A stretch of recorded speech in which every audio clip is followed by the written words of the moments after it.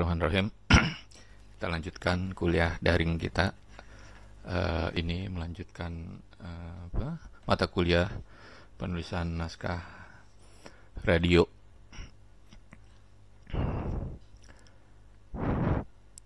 Oke, kita bicara tentang prinsip penulisan naskah siar atau naskah radio. Yang pertama, komunikasinya bersifat langsung, yaitu komunikasi antara penyiar dengan pendengarnya itu real time saat itu juga.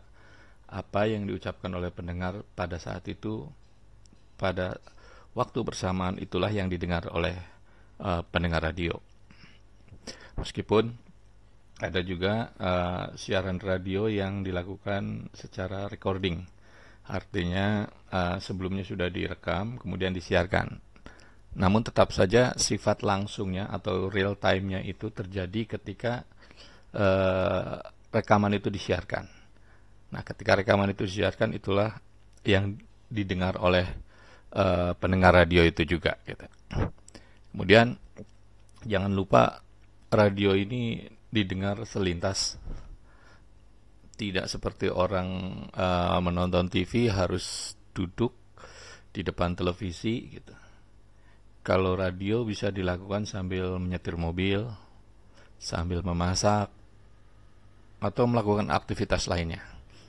Karena itu, apa yang ditulis dalam naskah dan diucapkan oleh penyiar harus jelas, langsung bisa dimengerti. Jangan berbelit-belit. Jadi, kalau harus menggunakan angka, gunakan angka pembulatan. Jangan terlalu detail. Itu penting. Biar detailnya nanti orang tersebut kalau memang tertarik dengan informasi kita, dia cari di media cetak. Kemudian radio itu bersifat personal. Meskipun radio adalah sebuah media massa yang ketika disiarkan bisa didengar siapa saja yang terkoneksi dengan channel itu, namun sifat personalnya tidak hal itu tidak menghilangkan sifat personalitas radio, di mana radio pembicaranya atau announcernya atau penyiarnya itu berbicara seperti halnya dengan sahabat, gitu. Artinya ini sifatnya interpersonal. Karena itu naskah radio jangan dibuat seperti naskah pidato atau naskah textbook, gitu.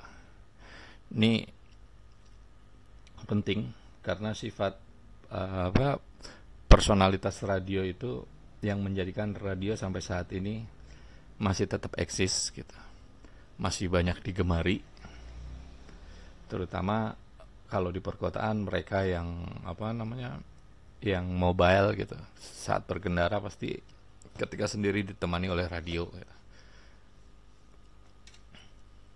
Kemudian yang berikutnya adalah karena sifatnya auditif, auditory, bacalah skrip itu secara lantang, keras, dan jelas.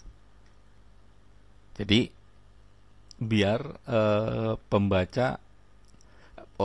pendengar mampu atau memahami secara cepat apa yang diinginkan, apa yang ada dalam informasi yang disebutkan oleh penyiar radio tersebut, gitu. Jadi penyiar radio suaranya rata-rata ya punya suara emas, katanya, enak didengar, empuk, gitu. Bukan suara-suara orang yang model bergumam, gitu, atau sengau. Nah, penyiar radio itu memang modalnya ada di kekuatan suara. Jadi ekspresi apapun yang harus dikeluarkan oleh penyiar radio, keluarkanlah lewat suara.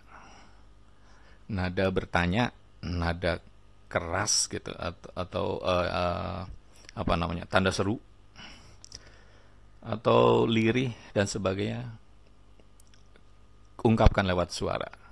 Karena ekspresi tidak akan bisa dirasakan tanpa mendengar suara.